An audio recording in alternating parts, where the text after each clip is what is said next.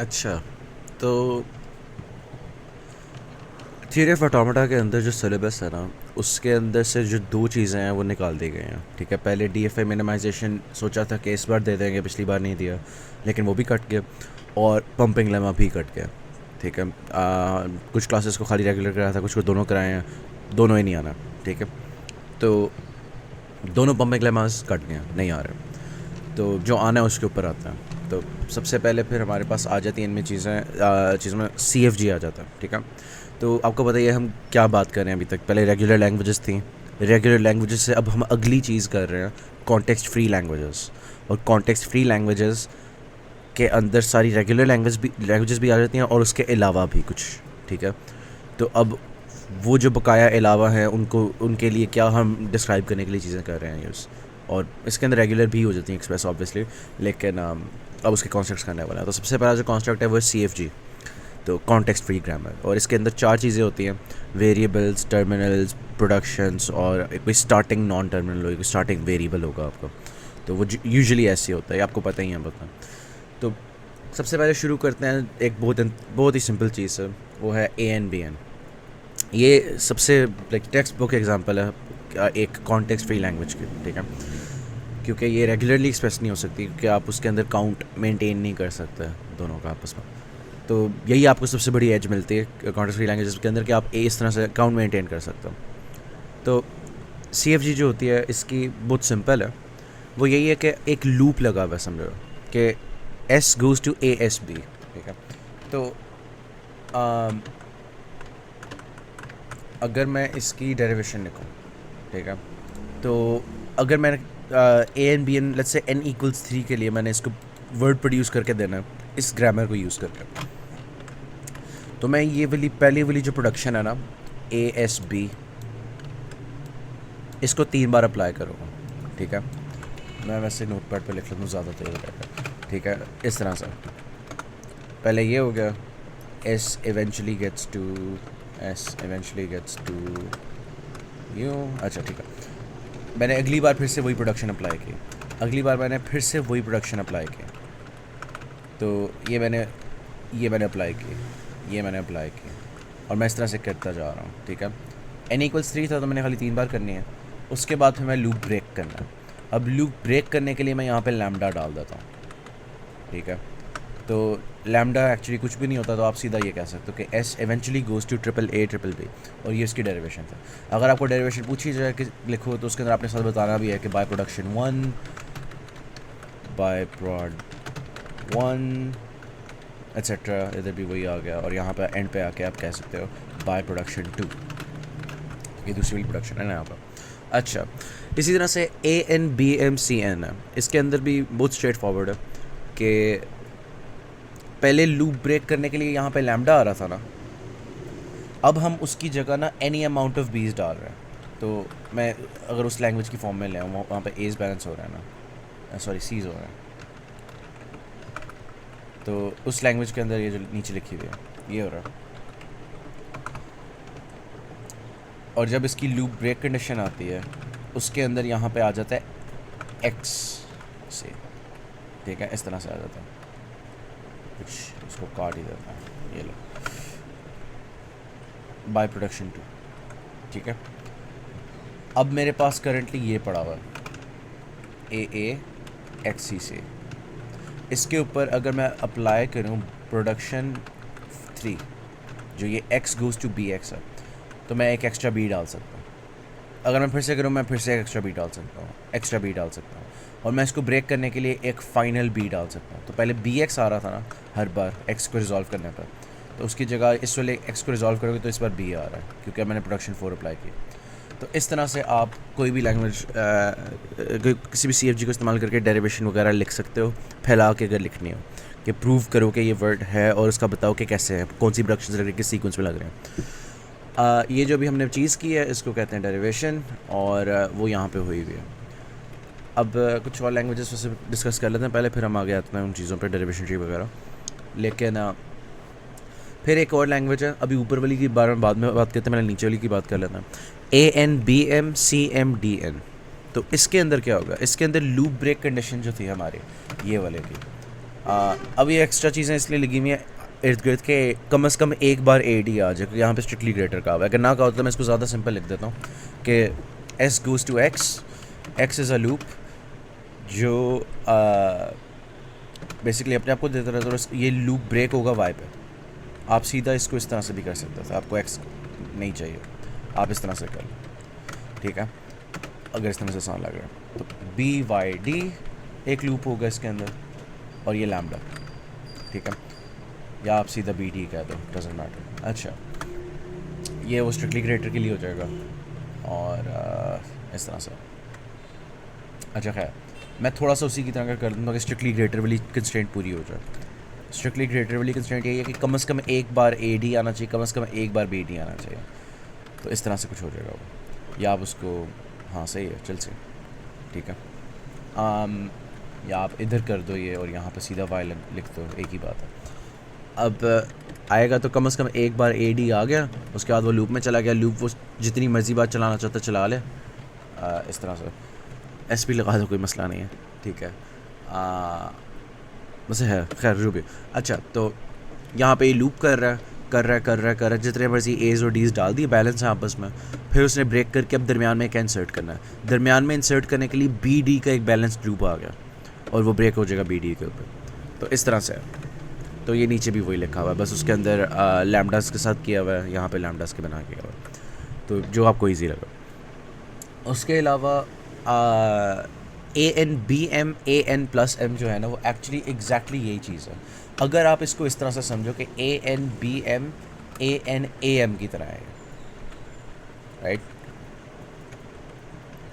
या फिर बेहतर होगा इस तरह से समझना इसका मतलब। तो आप एक लूप के अंदर ये बैलेंसिंग मेंटेन करोगे, और एक लूप में ये बैलेंसिंग मेंटेन करोगे, ठीक है। तो ये यहाँ पे लॉजिक लगती है। तो ये मैंने वो इसीलिए फिर एवेंचुअली जितने एज थे पहले वाले ए के लिए एक ए आ गया, फिर आगे जितने 20 थे हर बी के लिए एक ए आ गया, इस तरह से हो जाएगा। और उसी तरह से लूप ब्रेक वगैरह, और इसके अंदर मैंने वो स्ट्रिक्टली ग्रेटर वाला नहीं डाला हुआ कोई कंस्ट्रेंट, तो ये नल भी हो सकता है, एम्प्टी वर्ड भी मान लेगा, कोई मसला नहीं है इसको। तो ये कुछ बेसिक सी एफ जीज़ हैं, और आपस की बात है जो सारी आती है ना, वो बेसिकली यही होती है। तो अगर आपको ए एन बी एन आता है, आपको इस लूप की लॉजिक समझ आ गई है ना, आप सारी सी एफ जीज़ लिख सकते हो ऑलमोस्ट। अब कुछ और सी एफ जीज़ आती हैं जो थोड़ी कन्फ्यूजिंग हो सकती हैं, जैसे इवन है। इवन यही है कि even amount of A's and even amount of B's, उसके अंदर अगर आप लगाने की कोशिश करें लॉजिक थोड़ी सी अजीब सी बनेगी, तब भी गलत बनेगा, ठीक है। तो आप इसकी जगह ये लिख लो कि आप हर टर्मिनल को एक लॉजिकल रोल दे दो। पहले हम लूप्स अभी भी लॉजिकल रोल ही दे रहे थे कि यार ये एक लूप है वगैरह, लेकिन अगर हम स्टेट की तरह इसके बारे में सोचा कि इस वक्त मैं शुरू में स्टार्ट जब कर रहा होता हूँ ना, मेरे पास दोनों की अमाउंट्स इवन है। अब मैं ए रीड करता हूँ तो मेरे एज की अमाउंट ऑड हो गई है, अगर मैं बी रीड करता हूँ तो मेरी बीस की अमाउंट ऑड हो गई है। तो मैंने यहाँ पे यही एक्सप्रेस किया हुआ। इसी तरह से अगर मैं ऑड इवन वाली स्टेट में हूँ और उसके बाद मैं इस तरह से करता हूँ, आप इसके बारे में इस तरह से भी सोच सकते हो, तो ये ज़्यादा अच्छा रिजल्ट दे रहा है इस केस का। और एक्चुअली जब हम आगे जाके बात करेंगे, ये बेसिकली मैंने उसके DFA को ही कन्वर्ट करके लिखा हुआ है यहाँ पर, तो खैर वो बात की बात है। अब उसके अलावा पैलिंड्रोम्स की लैंग्वेज है, वो भी बहुत सिंपल है, AN BA नहीं है सारा कुछ। तो बस AN A हो गया, वो वाला लूप लगा हुआ है। और अब बस यही है कि या तो बैलेंस्ड अमाउंट ऑफ एज डाल दो, या बैलेंस्ड अमाउंट ऑफ बीज डाल दो, या बैलेंस्ड अमाउंट ऑफ सीज डाल दो। यहाँ पे सी होना चाहिए इस तरह से। तो इस तरह से आप कोई भी पैलिंड्रोम प्रोड्यूस कर लो अगर आपका character set A through C है। जितने भी आपके कैरेक्टर्स होंगे आप उतनी ही प्रोडक्शंस डाल दो, और एंड पे कोई ब्रेक कंडीशन डाल दो, लैम्डा वगैरह। ये जो है फ़िलहाल ये इवन लेंथ पैलिंड्रोम्स के लिए है। तो अगर आपने इसको ऑल पैलिंड्रोम्स के लिए करना है ना, तो आपको इस तरह से करना पड़ेगा। और अब मैं जो लिख रहा हूँ ना, ये ऑड लेंथ हो गया, और अगर मैं अब लैम्डा डाल दूँ, ठीक है, तो अब ये both even and odd length palindromes को कर रहे हैं डील, ठीक है। तो इस तरह से आप डील कर सकते हो इसके साथ। तो ये हो गया, सही है, और कुछ इसमें नहीं है, ठीक है। फिर पैलिंड्रोम्स की बात हो गई। अब अगर आपने दो लैंग्वेजेस का यूनियन लेना हो, बहुत सिंपल है, आप उनके एस के नीचे सब्सक्रिप्ट वगैरह लगा दो, या कोई और सिंबल दे दो, उसको मैं एक्स कह देता हूँ, ठीक है, इस पूरी लैंग्वेज के अंदर जो भी नॉन टर्मिनल आ रहा है वगैरह। ताकि ओवरलैप ना हो, बस ओवरलैप ना हो, आपने बस ये मेंटेन करना है और आपने बस और कर देना। लिटरली आपने दो प्रोडक्शन डाल देने कि S can go to S P, S can go to S T. तो इस तरह से आप दो लैंग्वेजेस को लाइक यूनियन ले सकते हो, ठीक है। अब हम डेरिवेशन की पहले बात कर रहे थे, क्या होती है, कैसे होती है, हमने काफ़ी बातें कर ली हैं। ये नोटेशन बस उसके लिए एक इवेंचुअली लीड्स टू वाले के लिए, इक्वल्स ग्रेटर देन एस्टेरिस्क वाला जो है, राइट पर, ठीक है। अब आपने अगर लेफ्ट अब डेरिवेशन के तो भी तरीके होते हैं ना। अभी तक हम जो बातें कर रहे थे उसके अंदर एक वक्त में एक नॉन टर्मिनल आ रहा था, लेकिन कभी कभी मल्टीपल भी आ सकता है। तो यहाँ पे एक लैंग्वेज है जिसके अंदर एक प्रोडक्शन के अंदर मल्टीपल इस वक्त आपके सामने नॉन टर्मिनल्स आ रहे हैं नज़र। तो आप इसको रिजॉल्व भी करते हो, आपको मल्टीपल मिल रहे हैं, तो इसके अंदर डिसाइड कैसे करेगा कंप्यूटर कि पहले एक्स को रिजॉल्व करना है पहले वाई को करना। तो इसके अंदर आपके पास दो ऑप्शन है, लेफ्ट मोस्ट डेरिवेशन और राइट मोस्ट डेरिवेशन।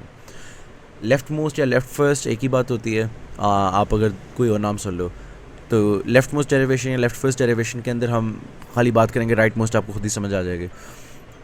वो यही है कि आप लेफ़्ट वाला जो नॉन टर्मिनल उसको रिजॉल्व पहले करते हो, इतनी सी बात है। तो एस जो हमारे स्टार्टिंग नॉन टर्मिनल हमने जो अप्रोप्रिएट प्रोडक्शन थी अप्लाई की, उसके बाद एक्स और वाई के बीच में अब हमारे पास चॉइस है कि हम पहले वाई को एवेल्यूएट करें या पहले एक्स को एवेल्यूएट करें। तो मैं लेफ्ट मोस्ट कर रहा हूँ इसलिए मैं पहले एक्स को एवेल्यूएट करूँगा। तो एक्स के ऊपर मैंने प्रोडक्शन 2 अप्लाई करके ना प्रोडक्शन 3 अप्लाई करके ए एक्स मैंने लिख दिया। इसी तरह से मैंने फिर से प्रोडक्शन 3 फिर से अप्लाई करके एक और बार ए एक्स की फॉर्म में मैंने एक्स को कन्वर्ट कर दिया। तो मेरे पास 2 एज आ गए। अब मैं चाह रहा हूँ कि यार ठीक है, मेरे पास जितने ए चाहिए थे, ठीक है, मैं 20 पे आना चाह रहा हूँ, तो मैं एक्स को ही रिजॉल्व करूँगा कि अभी भी लेफ्ट मोस्ट पे ही हूँ और मैं उसको वाई में कन्वर्ट कर दूँगा बाय प्रोडक्शन 4। फिर मैं उस लेफ्ट वाले वाई के ऊपर ही अप्लाई करूँगा अभी भी प्रोडक्शन नंबर 5, उससे B5 बन जाएगा, बी वाई बन जाएगा। उसके बाद आप बारी बारी दोनों वाइज के ऊपर प्रोडक्शन 6 अप्लाई करोगे लेफ़्ट से राइट जाते हुए। तो इस तरह से आप ये वर्ड प्रोड्यूस कर सकते हो लेफ्ट मोस्ट डेरिवेशन के साथ। लेकिन अगर आप राइट मोस्ट के साथ करोगे ना, इस केस के अंदर आपका बड़ा डिफरेंट पाथ बन सकता। तो अगर हम इसकी डेरिवेशन ट्री को देख के विजुलाइज करें तो इस वक्त ये है लेफ्ट मोस्ट के साथ। अगर मैं राइट मोस्ट के साथ करूँ ना तो मैं बी शायद मैं राइट वाले से ले आऊँ, ठीक है, क्योंकि मुझे पता है कि मैं बाद में बी चाहिए होगा। तो मैं वाई की बारी अगर मैं पहले वाई रिजॉल्व करूँ, मैं बी पहले ही डाल देता हूँ क्योंकि मैं राइट टू लेफ्ट आ रहा हूँ। तो इस केस के अंदर आपका ट्री जो है वो डिफरेंट स्ट्रक्चर होगा। तो जब भी आपकी कोई ऐसी लैंग्वेज हो, कोई भी ऐसी ग्रामर हो, अगर कोई भी ऐसी ग्रामर हो ना जिसके अंदर कोई सी भी एक स्ट्रिंग के लिए मल्टीपल वैलिड ट्रीज एग्जिस्ट करते हैं, तो फिर वो एक एम्बिग्यूअस ग्रामर है। मतलब अगर इस लैंग्वेज के अंदर बकाया तमाम स्ट्रिंग्स जो ये लैंग्वेज एक्सेप्ट करती है, ठीक है, ये जो लेफ्ट साइड पे लैंग्वेज लिखी हुई है s goes to a x y a वगैरह, अगर बकाया तमाम स्ट्रिंग्स भी जो एक्सेप्ट करती है वो सारी अनएम्बिग्यूअस है, उसकी एक ही डिटर्मिनिस्टिक सा ट्री बनता है, लेकिन ये एक अकलौती स्ट्रिंग है जिसका ये बनता है, जिसके 2 बनते हैं, तब भी ये ग्रामर एम्बिग्यूअस है, ठीक है। तो एम्बिग्यूअस की डेफिनेशन होगी कि there exists at least one string such that कि उसके दो डेरिवेशन ट्रीज एग्जिस्ट करते हैं। और ये तभी होएगा जब आपके पास चॉइस होगी। तो आपके पास यहाँ पे चॉइस ये थी कि आप राइट वाले वाई से बी प्रोड्यूस कर लो या लेफ्ट वाले वाई से बी प्रोड्यूस कर लो। तो इसके अलावा और भी चॉइसेस हो सकती हैं। ये बहुत सिंप्लीफाइड एग्जांपल है। जितना ज़्यादा आप एब्स्ट्रैक्ट करते रहोगे, जितना ज़्यादा आप लूप्स वगैरह डालोगे, तो हो सकता है मसले आते हैं। जैसे मैंने वो एक बड़ी गंदी लैंग्वेज यहाँ पे लिखी थी एस वाले, इसके अंदर बहुत ज़्यादा एम्बिग्यूटी आ जाएगी। इसके अंदर तो एक स्ट्रिंग को जनरेट करने के कुछ 4 तरीके होंगे। तो ऐसी जो लैंग्वेज होगी ना, ऐसी जो ग्रामर होगी वो एम्बिगियस होगी लैंग्वेज में। तो एक एम्बिगियस ग्रामर को अनएम्बिगियस बनाने के लिए हमारे पास कोई फॉर्मल तरीका नहीं है। हम बेसिकली बाय ब्रूट फोर्स ही करते हैं। हम बस आइडेंटिफाई करने की कोशिश करते हैं पैटर्न्स उसकी कि मतलब कौन कौन सी स्ट्रिंग्स हैं। अभी आते हैं इसके ऊपर एग्जांपल्स के ऊपर, इस तरह से नहीं समझ आएगा। अभी आपको पता होना चाहिए कि एम्बिगियस ग्रामर होता क्या है, रिजॉल्व कैसे करते हैं, उसके भी आते हैं। उसके अलावा आपको जो एक बात पता होनी चाहिए, ये होनी चाहिए कि एक लैंग्वेज का एम्बिगियस होने का एक ग्रामर से एम्बिगियस होने से क्या फ़र्क है। अगर मैं कहता हूँ ना कि इसकी लैंग्वेज एम्बिगियस है, इसका मतलब है कि कोई भी ग्रामर एग्जिस्ट नहीं करती जो इस लैंग्वेज को रिप्रेजेंट कर रही हो और अनएम्बिगियस हो। जबकि एम्बिगियस ग्रामर खाली इस एक के ऊपर अप्लाई करता है, ठीक है। तो अगर मेरे पास एक लैंग्वेज है, जैसे वो इवन की थी, लेट्स से वैसे ही वैलिड नहीं है, लेकिन लेट्स प्रिटेंड कि ये वाली जो ऊपर मैंने लिखी हुई है वैलिड है और नीचे वाली भी वैलिड है। ये दोनों ग्रामर्स एक ही लैंग्वेज को डिस्क्राइब कर रहे हैं, लेकिन ऊपर वाली एम्बिग्यूअस है, नीचे वाली अनएम्बिग्यूअस है, ठीक है। क्योंकि इसके अंदर आपके पास बहुत ज़्यादा चॉइस आ जाती है कि एस आपने लेफ्ट वाले एस पे डालना है, राइट वाले एस पे डालना है, वो कम्प्लीटली डिफरेंट ट्रीज बन जाता है। तो इस केस के अंदर हम कह सकते हैं कि ये लैंग्वेज एम्बिग्यूअस नहीं है, क्योंकि एक ग्रामर एग्जिस्ट करती है जो अनएम्बिग्यूअस है। अगर कोई भी ऐसी ग्रामर एग्जिस्ट ना करती हो जो अनएम्बिग्यूअस हो, तो फिर वो लैंग्वेज ही एम्बिग्यूअस है। तो एम्बिग्यूअस ग्रामर और एम्बिग्यूअस लैंग्वेज में ये फ़र्क है। तो इनहेरेंटली एम्बिग्यूअस ग्रामर्स या अगर आप सुनते हो, लैंग्वेज सुनोगे आप ज़्यादा, तो ये लैंग्वेज और ग्रामर के एम्बिग्यूटी के बीच में फ़र्क है, ठीक है। तो आपको भी तब बस ये पता होना चाहिए भी हम आते हैं कि किस तरह से रिजॉल्व किया जा सकता है। मैं पहले एग्जांपल दे रहा था कि यार ये बड़ी घटिया सी ग्रामर थी मेरी वगैरह, ये तो सही से चल भी नहीं रही, मुझसे बन नहीं रही, ठीक है। तो इस केस में ना जो है ना, ये एक्चुअली इवन एक रेगुलर लैंग्वेज है जिसका DFA बहुत ईजी एग्जिस्ट करता है, नीचे बना हुआ है, ठीक है। अगर हम उसके DFA को ही ट्रांसलेट कर दें ना, तो हमें एक अनएम्बिग्यूअस ग्रामर मिलती है। और ये तमाम रेगुलर लैंग्वेजेस के लिए रूल है कि जब भी आप कन्वर्ट करोगे तो आपको ऑब्वियसली हमेशा एक अनएम्बिग्यूअस मिलेगी, क्योंकि आपको आपकी हर प्रोडक्शन का स्ट्रक्चर ये होगा, और वो स्ट्रक्चर ये है जो आपने पहले मैंने डिस्कस कर चुका लेफ्ट में जो लिखा हुआ।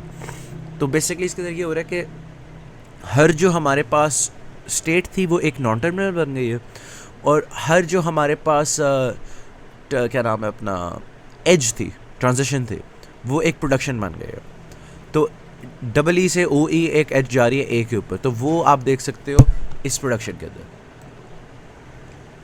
ठीक है। तो इस तरह से आप DFA टू CFG कन्वर्जन भी कर सकते हो, और ये हमारे लिए इसीलिए रेलिवेंट था ताकि हम बता सकें कि ये लैंग्वेज एम्बिग्यूअस नहीं है, क्योंकि इस लैंग्वेज के अंदर कम से कम एक ऐसी ग्रामर एग्जिस्ट करती है जो अनएम्बिग्यूअस हो, और वो ये है। और ये तमाम रेगुलर लैंग्वेजेस के लिए एक थ्योरम है, समझ लो कि हमेशा कभी भी रेगुलर लैंग्वेज एम्बिग्यूअस नहीं हो सकती इनहेरेंटली। उसकी ग्रामर हो सकती है कि कोई स्पेसिफिक ग्रामर उसकी एम्बिग्यूअस हो, लेकिन वो खुद इटसेल्फ लैंग्वेज एम्बिग्यूअस नहीं होगी। अच्छा, उसके अलावा एक्स्ट्रा एक बात है कि अगर आपके पास कोई ग्रामर हो जिसकी फॉर्म इस तरह की हो कि सब वर्ड्स टर्मिनल्स या लैम्डास के अंदर जा रहा है, तो उसको कन्वर्ट करना क्या करना, जो भी देखा था उसका रिवर्स ही है। तो S हमारे पास एक स्टेट बन जाएगी, सही है, X हमारे पास एक स्टेट बन जाएगी, और कौन कौन से नॉन टर्मिनल, कोई भी नहीं है, तो ये है, ठीक है। स्टार्टिंग हमारी एंट्री ये हो जाएगी। अब A आएगा तो मैं X पे चला जाऊँगा, B आएगा तो भी मैं X पे चला जाऊँगा, और X के ऊपर अगर A आएगा तो मैं X पे ही रहूँगा, और अगर B आएगा ना तो मैं वर्ड एंड कर दूँगा। तो ये एक फाइनल स्टेट पे चला जाएगा, यूँ।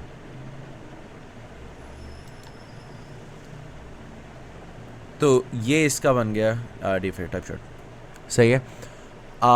तो लिटरली बस यही है, आप इस तरह से इसका FA बना सकते हो। ये किसी हद तक NFA है क्योंकि इसके अंदर से आउट गोइंग एजेस नहीं निकल रही, लेकिन फिर भी तो इस तरह से कन्वर्जन होती है। और अगर किसी के ऊपर लैम्डा हो जैसे पहले था, तो हम उसी स्टेट को फाइनल बना देते हैं। तो इस केस में ये फाइनल थी ना, तो इस तरह से होता। लेकिन ये इतना रेलेवेंट नहीं है, चल सी ना, बस इसका मकसद ये था बताना कि कोई भी रेगुलर लैंग्वेज कभी भी इनहेरेंटली एम्बिग्यूअस नहीं हो सकते।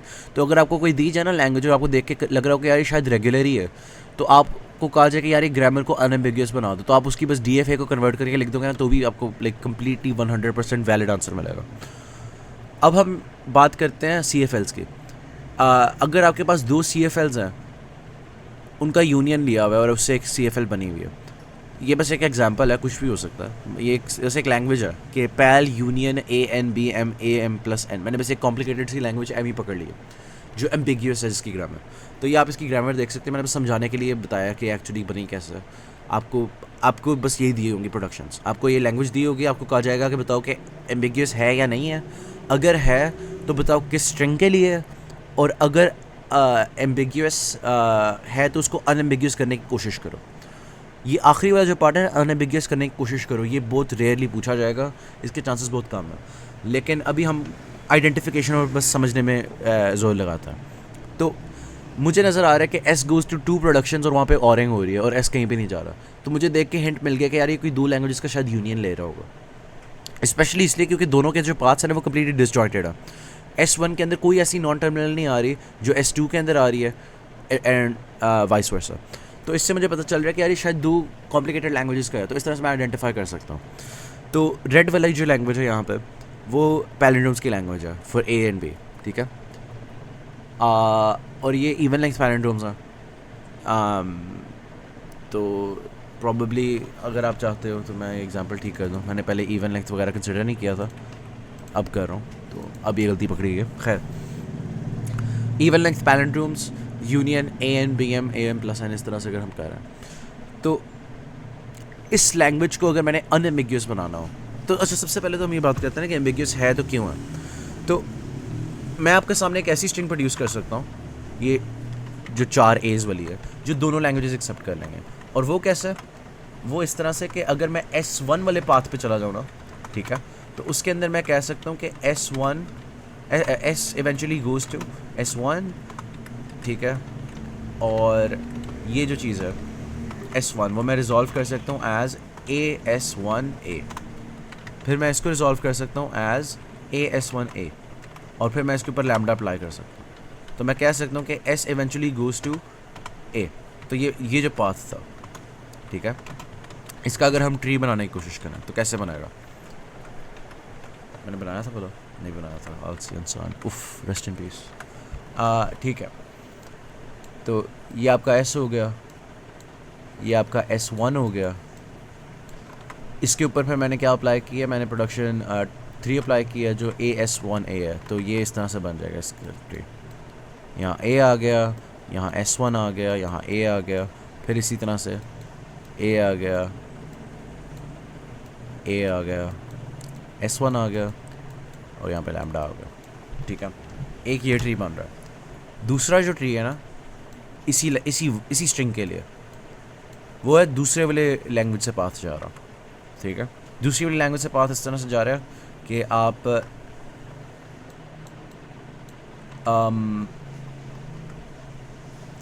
अब पहले X में जा रहे हो,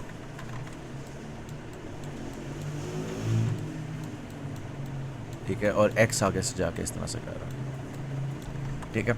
तो ये ट्रीज डिफरेंट बन गया।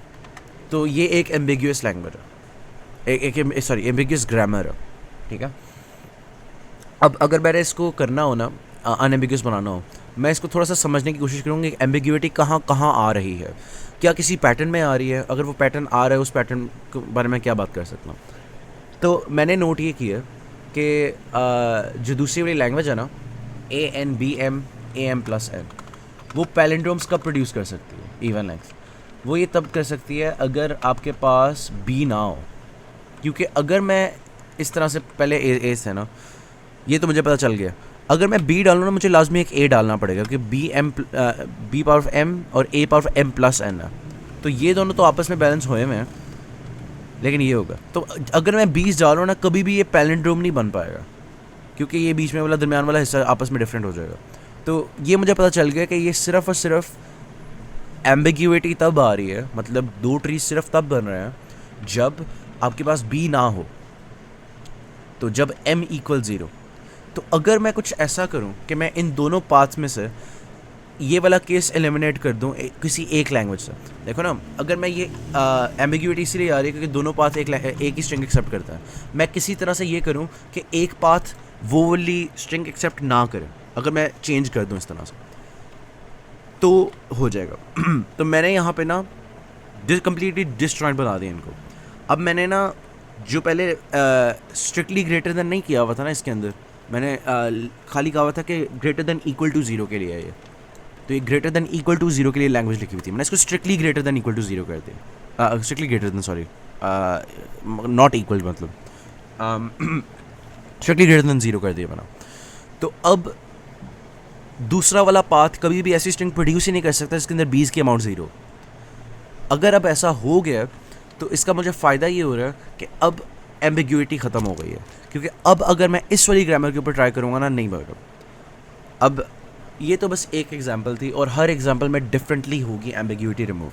और एक तरीका ये होता है कि कभी कभी हम एक्स्ट्रा नॉन टर्मिनल्स बना लेते होते हैं, लेकिन वो भी कोई कन्वीनियंटली काम नहीं करता। इसका कोई जनरल सोल्यूशन नहीं एग्जिस्ट करता, और आपसे एक्सपेक्ट भी नहीं किया जाएगा कि आप हर लैंग्वेज का कर सको।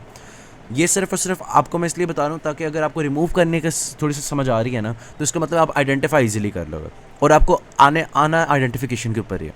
तो इन सारी चीज़ों की अगर नहीं भी समझ आई, आपको जो बात पता होनी चाहिए ना, वो ये पता होनी चाहिए बस। ठीक है, कि एम्बिगुअस ग्रामर होती क्या है, एम्बिगुअस लैंग्वेज और एम्बिगुअस ग्रामर में क्या फ़र्क है, और कि इसको निकालने का कोई तरीका नहीं है, लेकिन अलबत्ता रेगुलर लैंग्वेजेस सारी अनएम्बिगुअस होती हैं, उसके लिए कम से कम एक एग्जिस्ट करता है वगैरह। इतना अगर आपको पता ना, आपको लाइक ज़रूरत से ज़्यादा ही पता है, कोई मसला नहीं है आपको। तो आखिरी वाली ये बात है कि यार ये इसने किस तरह से रिजॉल्व किया, किस तरह से इसने अनएम्बिगुअस बनाया, इतना नहीं मैटर करता। ठीक है, तो अब एक और छोटा सा कॉन्सेप्ट है कि टोटल लैंग्वेज, मतलब बस ये एक कॉन्सेप्ट है कि एक गिवन CFG का टोटल लैंग्वेज ट्री कंस्ट्रक्ट करो। तो आप बेसिकली आपके पास जहाँ पे भी चॉइस आती है ना प्रोडक्शन एप्लीकेशन की, आप उन सारे पाथ्स को ड्रॉ कर लेते हो। तो मेरे पास S के ऊपर यहाँ पे चॉइस आ रही है AABX AXX, मैंने तीनों पाथ्स के लिए एज ड्रॉ कर दी, और आगे से मैं इस तरह से रिकर्सिवली एक ट्री बना दिया। तो यूँ हो गया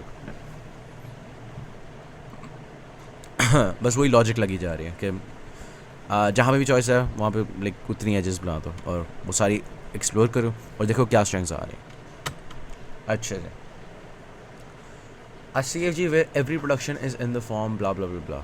अच्छा हाँ सॉरी, ये चॉम्स्की नॉर्मल फॉर्म है, और इसके अंदर आपके पास या तो कोई नॉन टर्मिनल एक टर्मिनल पे जा रहा होगा, या फिर दो नॉन टर्मिनल्स पे जा रहा होगा। इसके अलावा कोई प्रोडक्शन एग्जिस्ट नहीं करती चॉम्स्की नॉर्मल फॉर्म में।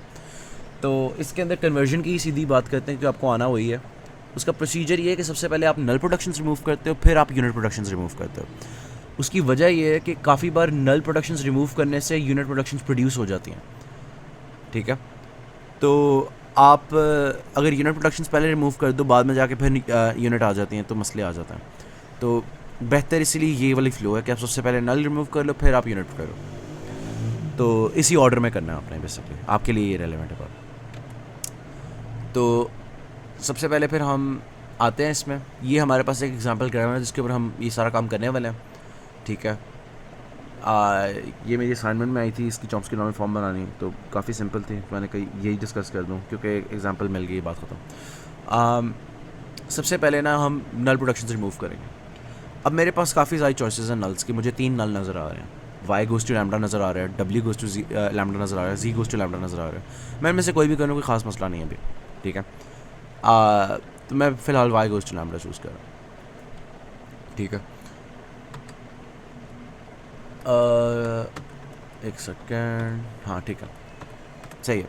अब आप नोट करो, जब आपने Y goes to lambda remove करना ना, आपने देखना है कि आपने सारी प्रोडक्शन अपनी चेक करनी है, आपने देखनी है किस किस प्रोडक्शन की राइट हैंड साइड पे Y आ रहा है। आपने उन प्रोडक्शंस के साथ साथ ना एक्स्ट्रा ना वही प्रोडक्शन लिख देनी है, लेकिन उसके अंदर से Y की जगह लैम्डा डाल देना। ठीक है, तो जहाँ पे भी आपको Y लिखा नज़र आ रहा है ना, उसकी जगह लैम्डा रिप्लेस करके भी वो एक एक्स्ट्रा प्रोडक्शन बना दो। तो इससे फ़ायदा ये होगा कि Y गोज़ टू लैम्डा वाली जब मैं प्रोडक्शन अब रिमूव कर दी है ना, तो उसकी इन्फॉर्मेशन लूज़ नहीं हुई, क्योंकि जो Y के ऊपर आ रहा था इफेक्टिवली वो Y गोज़ टू लैम्डा को यूज़ कर सकता है, बस उसके अंदर अब वो बिहेवियर डिफाइन हो गया। ठीक है, तो पहले हम Y गोज़ टू BYC लिखा हुआ था, ये कहीं रुकना था, अब रुक ही नहीं रहा था। ठीक है, तो वो इन्फॉर्मेशन लूज़ हो रही थी कि कोई ब्रेकिंग कंडीशन भी होगी, तो मैंने BYC के अंदर ही Y को रिप्लेस कर दिया विद लैम्डा, तो उससे ऑटोमेटिकली ठीक होगा। इसी तरह X गोज़ टू Y था। अब ये भी तो हो सकता था ना कि X गोज़ टू Y होता और Y लैम्डा वाली प्रोडक्शन होती और कुछ भी ना होता, तो X कैन बी लैम्डा। तो मैंने उसी चीज़ को बाहर खोल के लिख दिया। तो जो पहले जो ट्रांजिटिव प्रॉपर्टी से जो चीज़ हो रही थी, मैंने उसको डायरेक्टली लिख दिया कि आपकी ही एट्रीब्यूट है। ठीक है,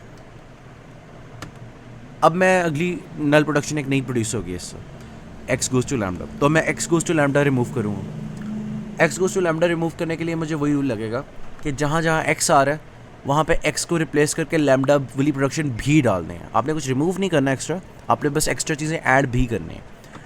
तो ये वही रूल लग गया। ठीक है, ये मैंने फिर आगे सिम्प्लीफाई किया। अब मुझे मिला कि Z गोज़ टू लैम्डा भी एक थी नल प्रोडक्शन, तो अब मैं जहाँ जहाँ जी लिखा था अब मैं उधर भी कर दूँगा। तो ये कुछ इस तरह से हो जाएगा, ठीक है। तो अगर पहले नहीं समझ आई थी, ये हो रहा है यहाँ पे कि जहाँ पे भी मुझे जी नज़र आ रहा है ना, मैं वहाँ पे एक एक्स्ट्रा प्रोडक्शन एक्स्ट्रा इंट्रोड्यूस कर रहा हूँ जिसके अंदर मैं जी नहीं लिखा हुआ, बस ये हो रहा। सही है। इसके बाद ये वही सिंपल सी चीज़ है, वही आगे हो रहा है, ठीक है। समझ आ गया होना चाहिए पर। और ये स्पेशल केस है कि जब एस गोज़ टू लैम्डा आपके पास आ जाए ना, तो आप उस वाले को मज़ीद नहीं सिंप्लीफाई कर सकते। अब आप अगर इसको रिमूव करोगे ना, इन्फॉर्मेशन लूज़ होगी कि एम्प्टी वर्ड ये लैंग्वेज एक्सेप्ट करती थी। तो जब भी आप चॉम्स्की नॉर्मल फॉर्म में आ रहे होते हो ना, आप एक सेक्रीफाइस कर रहे होते हो, और वो ये है कि अब आपकी लैंग्वेज एम्प्टी वर्ड कभी भी एक्सेप्ट नहीं कर सकती। कोई भी लैंग्वेज जो चॉम्स्की नॉर्मल फॉर्म में है कभी भी एम्प्टी वर्ड एक्सेप्ट नहीं कर सकते। उसकी वजह यही है कि उसके अंदर कहीं भी नल ट्रांजिशन होती ही नहीं है, ठीक है। तो एस गोज़ टू लैम्डा एक नल ट्रांजिशन है, इसको हमें डिस्कार्ड करना पड़ेगा। पहले हम रिमूव कर रहे थे इस तरह से सेफली कि उसकी इन्फॉर्मेशन किसी और तरीके से एम्बेड कर रहे थे ग्रामर के अंदर ही। अब हम उसकी इन्फॉर्मेशन लूज़ करने जा रहे हैं, और ये एक सैक्रिफाइस है जो मैटर नहीं करती, क्योंकि लिटरली एस गोज़ टू यही है कि मतलब एक वर्ड बस आपकी लैंग्वेज से निकल रहा है, और वो है कि एम्प्टी वर्ड एक्सेप्ट नहीं करते, ठीक है। तो ये एक स्पेशल केस है, बस ये एक काबिल ज़िक्र बात थी नल प्रोडक्शंस के रिमूवल के बारे में। तो अब हमारे पास ना ये आ गया, ठीक है। अगला जो स्टेप है वो यूनिट प्रोडक्शन रिमूव करना। तो मैंने अगर यूनिट प्रोडक्शन चूज़ किया है, सही है, ये लेफ्ट साइड पे आप देख सकते हैं कि मैंने चूज़ किया, मैं X goes to Y remove करना चाह रहा हूँ, ठीक है। तो अब मैं ये करूँगा, जहाँ पे वाई लिखा था ना उसकी जगह वाई की सारी प्रोडक्शन लिख दूँगा, दैट्स इट, ठीक है। इसी तरह से मैंने अब S goes to X remove करना है, ये भी एक यूनिट प्रोडक्शन है ना, क्योंकि non terminal goes to non terminal इस फॉर्म में है, तो वो यूनिट प्रोडक्शन होती है। तो मैं इसके अंदर ये करूँगा कि मैं एक्स की जो सारी चीज़ें थी जो मैंने बोल्ड की हैं वो बस कॉपी पेस्ट कर दूँगा यहाँ पर, बस कॉपी पेस्ट, कुछ भी नहीं चेंज हो रहा, ठीक है। एक्स को मैंने रिप्लेस कर दिया उसकी तमाम वैल्यूज़ के साथ। इसी तरह से आप बकाया सब के ऊपर कर लो, कॉपी पेस्ट बस, ठीक है। तो अब हमारे पास ऑलमोस्ट डन फॉर्म में आ गया, लेकिन आपको याद होगा कि उसके ये तो भी मिक्स्ड हैं, कुछ नॉन टर्मिनल्स भी मिली हुई हैं, टर्मिनल्स भी मिली हुई हैं, तो इसको किस तरह से हैंडल कर सकते हैं। तो इसका सबसे आसान तरीका ये होता है कि आप ना हर अपने टर्मिनल को ना एक नॉन टर्मिनल सिंबल दे दो जो खाली उसकी तरफ जा रहा हो, और आप बस इस तरह से रिप्लेस कर दो डायरेक्टली, एंड दैट्स इट, ठीक है। तो अब आपके पास अक्सर देख रहे होगे कि अक्सर प्रोडक्शन सही हैं, बस कुछ प्रोडक्शंस ऐसी हैं जिसके अंदर 2 से ज़्यादा नॉन टर्मिनल्स हैं। जिनके अंदर भी 2 से ज़्यादा नॉन टर्मिनल्स ना, उनके अंदर हम ग्रुपिंग कर सकते हैं। तो मैं देख रहा हूँ कि ए एक्स बार बार आ रहा है तो मैं इसको कोई सिंबल दे देता हूँ, बी वाई बार बार आ रहा है तो मैं इसको कोई सिंबल देता हूँ, मैं ग्रुपिंग करके इस तरह से कर। तो अब मेरे पास जो आया गया ना ये चॉम्स्की नॉर्मल फॉर्म में, क्योंकि अब हर प्रोडक्शन या तो 2 नॉन टर्मिनल्स की तरफ जा रही है या तो एक टर्मिनल की तरफ जा रही है, एंड दैट्स इट, यही है, ठीक है, और कुछ भी नहीं है इसमें। ये हमारा फाइनल आंसर है।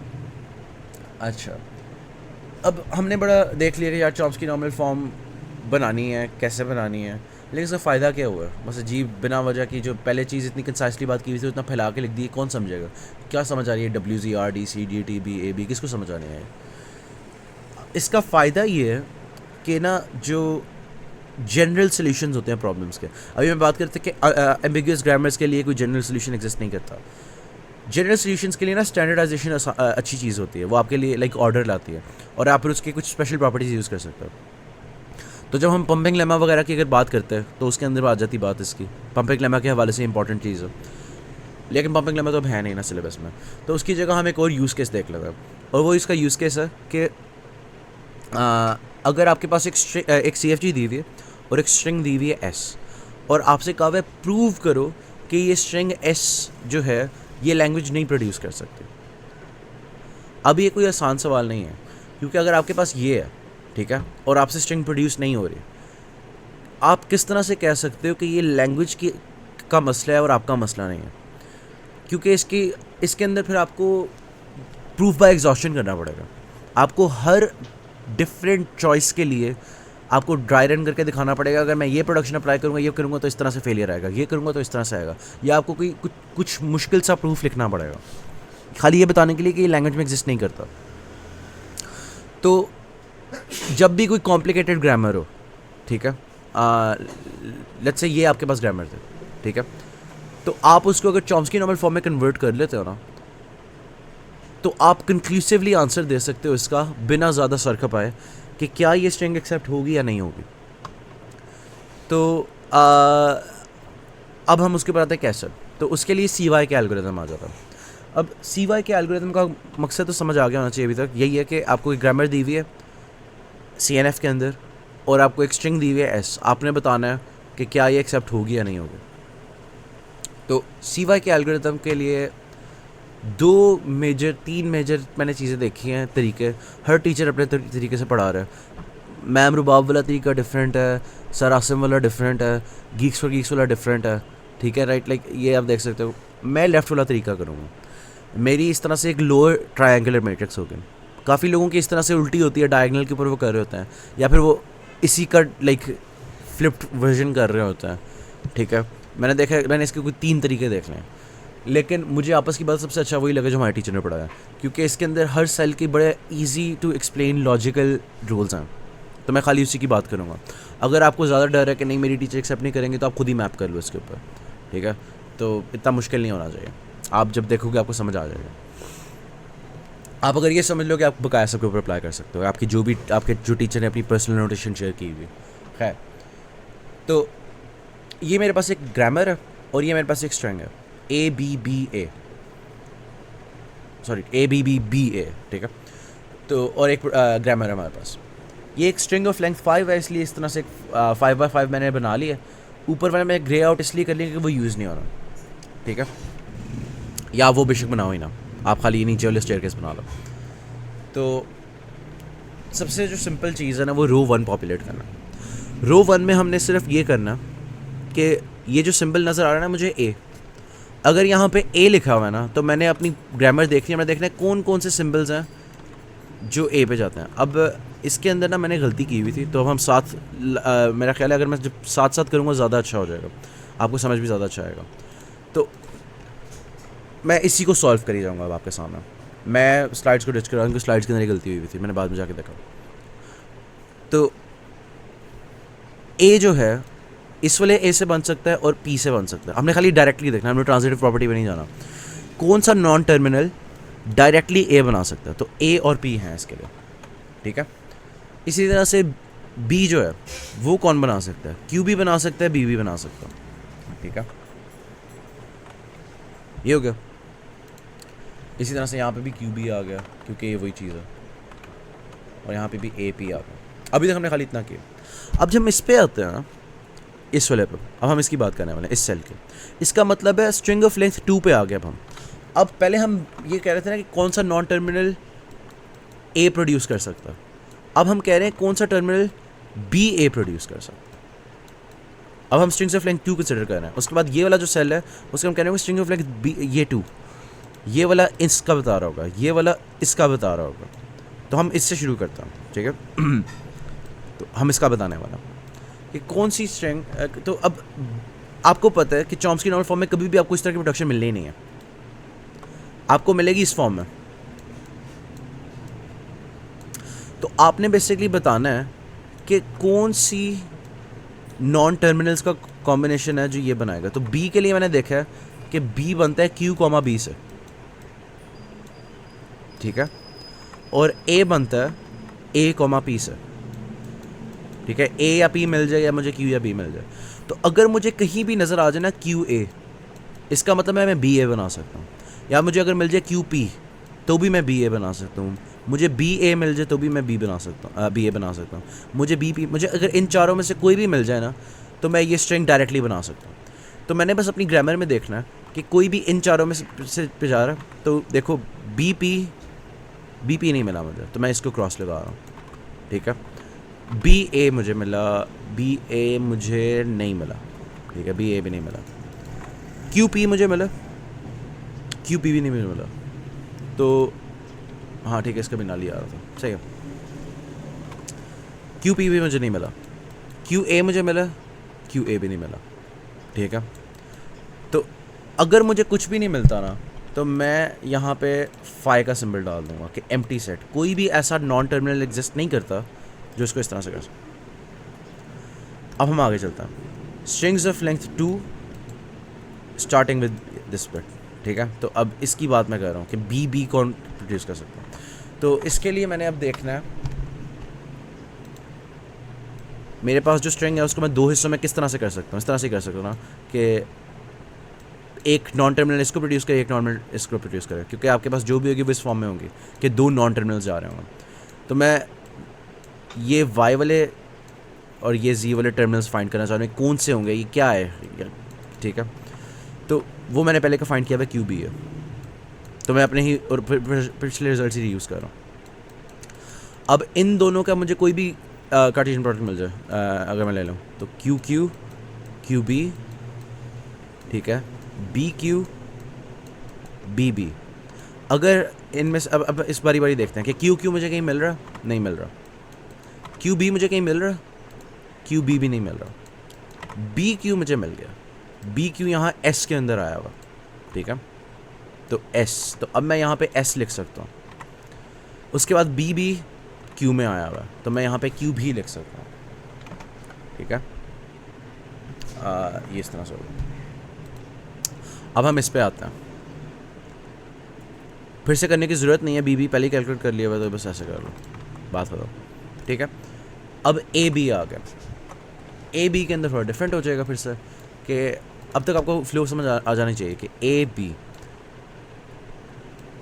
ए किससे प्रोड्यूस हो सकता है, ए या पी से। बी किससे प्रोड्यूस हो सकता है, क्यू या बी से। तो अगर मुझे ए या पी पहले नज़र आ जाए, क्यू के बाद, क्यू से पहले या बी से पहले, या इसी तरह से पी क्यू पी बी। अब मैं देखता हूँ कि कोई मुझे प्रोडक्शंस मिल रही है इस तरह की, ए क्यू मुझे नहीं मिला, ए बी भी नहीं मिला, ठीक है। तो ये तो ये यहाँ पे मिस, ठीक है, मिस, पी क्यू भी नहीं मिल रहा, पी बी नहीं मिल रहा, ठीक है। पी क्यू मुझे कहीं नहीं मिला, पी बी मुझे कहीं नहीं मिला, ठीक है। ए क्यू भी नहीं मिला, ए बी भी नहीं मिला, तो मैं यहाँ पे भी फाइल लगा दूँ, ठीक है। अच्छा, अब जब स्ट्रिंग्स ऑफ लेंथ 3 पे आएंगे ना, तो थोड़ा सा डिफरेंट हो जाएगा। उसके अंदर ये है कि अब हमारे पास एक स्ट्रिंग ऑफ लेंथ 3 आ गई है। इसको मैं अगर मैं बताना चाहता हूँ कि कौन सा नॉन टर्मिनल प्रोड्यूस कर सकता है बी बी ए, ये सेल ये बता रहा, ठीक है। हमने वो वाले सारे यहाँ पे लिखना है। तो आपको पता है कि चॉम्स्की नॉर्मल फॉर्म है, तो कुछ इस फॉर्म में होगा, राइट। दो नॉन टर्मिनल्स ही हो सकता है। तो आप बी बी ए को किस तरह से दो हिस्सों में बांट सकते हो। एक इस तरह से बांट सकते हो कि बी बी एक हिस्सा हो गया और ए एक हिस्सा हो गया। एक ये हो सकता है कि आप बी को एक हिस्सा कह दो और बी ए को एक अलग हिस्सा कह दो, ठीक है। अब बी कौन प्रोड्यूस कर सकता है वो मुझे पहले का पता है, और वो मुझे ये वाला सेल बता रहा है, तो मैं फिर से कैलकुलेट नहीं करूँगा। और ए पी कर सकता है। इसी तरह बी में मुझे पता है कि क्यू और बी कर सकता है, और बी ए जो है, ठीक है, वो फाई है। बी ए कोई ऐसा नॉन टर्मिनल एग्जिस्ट नहीं करता, ठीक है, जो ये प्रोड्यूस कर सके। तो अगर कोई ऐसा नॉन टर्मिनल एग्जिस्ट नहीं करता जो बी ए प्रोड्यूस कर सके, तो बी ए को प्रोड्यूस करने वाला इस वाले फॉर्म में कि x goes to x1 x2 such that x2 produces BA and x1 produces B, ऐसा एग्जिस्ट कर ही नहीं सकता, क्योंकि कोई x2 ऐसा एग्जिस्ट नहीं करता जो BA प्रोड्यूस करे, और वो मुझे ये फाई बता रहा है। तो इसीलिए मैं इस पूरे ब्रांच को ना इग्नोर करूँगा। एक भी फाई आ गया ना, मैं इस पूरी ब्रांच को इग्नोर करूँगा, ये मेरे काम के नहीं है, मैं खाली इसको देखूँगा। तो S A S Q sorry S P Q A Q P. तो देखते हैं एस ए कहीं मिल रहा है, हाँ मिल रहा है, तो पी मैंने लिख लिया। उसके अलावा मुझे कहीं और ऐसे मिल रहा है, नहीं मिल रहा। एस पी मिल रहा है, एस पी भी नहीं मिल रहा। क्यू ए मिल रहा, क्यू बी मिल रहा, क्यू पी नहीं, तो ठीक है, खाली पी है यहाँ पर। अब यहाँ पे आते हैं इसी तरह से। अब स्ट्रिंग थोड़ी चेंज हो गई है, अब है स्ट्रिंग ट्रिपल बी। तो इसको आप उस तरह से बाहर भी लो, एक ही बात है, ठीक है क्या? वैसे नहीं, एक बात नहीं है, डिफरेंट है अभी भी। ठीक है, आपने उस तरह से बांट लिया कि इस तरह से हो सकता है। अब क्यू बी हो गया यहाँ पे, और बी बी प्रोड्यूस कौन कर रहा है? एस क्यू, और यहाँ पे है एस क्यू, क्यू बी।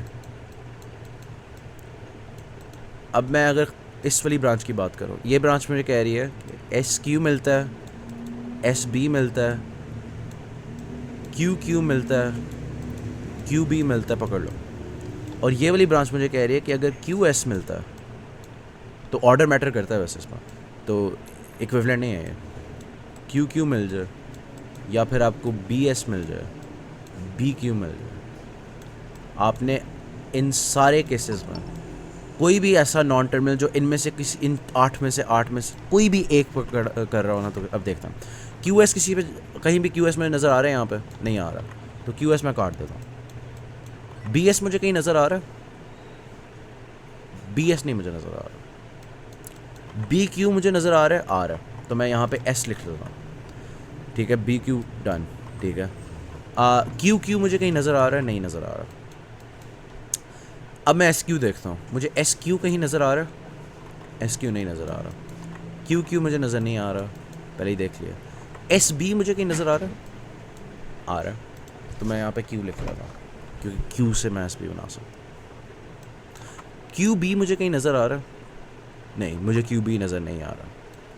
ठीक है, तो इस तरह से मैंने इसको प्रोड्यूस कर दिया। अब मैं इधर आता हूँ, अब ये फिर से स्ट्रिंग ऑफ लेंथ 3 है, इस तरह से हम कर रहे हैं ए बी बी। अब इसी तरह से मैं आता हूँ इधर, और अब मैं देखता हूँ कि ए बी बी की 2 पार्टीशंस अगर हमने करनी हो किस तरह से हो सकती हैं। एक होगी ए बी स्पेस बी, दूसरी होगी ए बी बी। ठीक है, और इसके अंदर हमें पता है कि बी बी प्रोड्यूस कर रहा है एस क्यू, ए प्रोड्यूस कर रहा है A P, A B produce कर रहा है कोई भी नहीं। ठीक है, तो मुझे ये ब्रांच कंसिडर करने की ज़रूरत ही नहीं है, तो मैं खाली इन 4 कॉम्बिनेशंस को देखूंगा, A S, A Q, P S, P Q. ठीक है, अब मैं देखता हूँ ए एस कहीं नज़र आ रहा है, नहीं आ रहा, तो ए एस तो काट दो। ठीक है, उसके अलावा मुझे कहीं पी एस नज़र आ रहा है, पी एस पे नज़र नहीं आ रहा। पी क्यू कहीं नज़र आ रहा हो, नहीं पी क्यू भी नहीं नज़र आ रहा। ए क्यू भी नहीं नज़र आ रहा, तो ठीक है, फिर ये भी 5 है। तो स्ट्रिंग्स ऑफ लेंथ 3 कोई भी non terminal directly A B B नहीं बना रहा। सही है। अब मैं इधर आता हूँ, चेक कर लेता हूँ इसमें गलती तो नहीं कर रहा।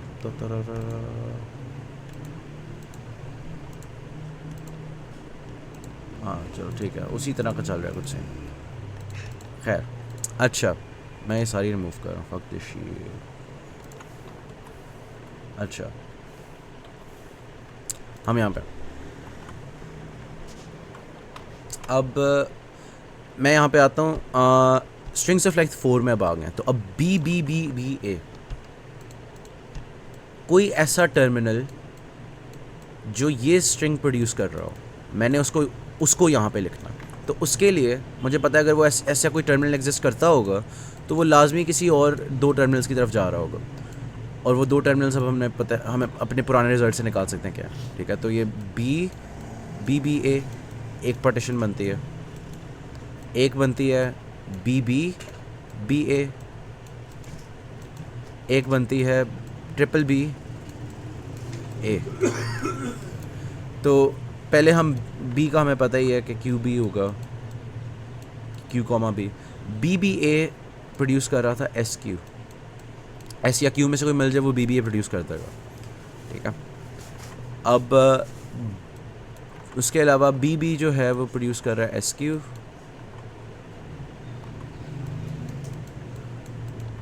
बी ए जो है वो कोई प्रोड्यूस नहीं कर रहा, तो मैं इस पूरी वाली ब्रांच को इग्नोर कर सकता हूँ। अब ट्रिपल बी जो है वो प्रोड्यूस कर रहा है एस क्यू,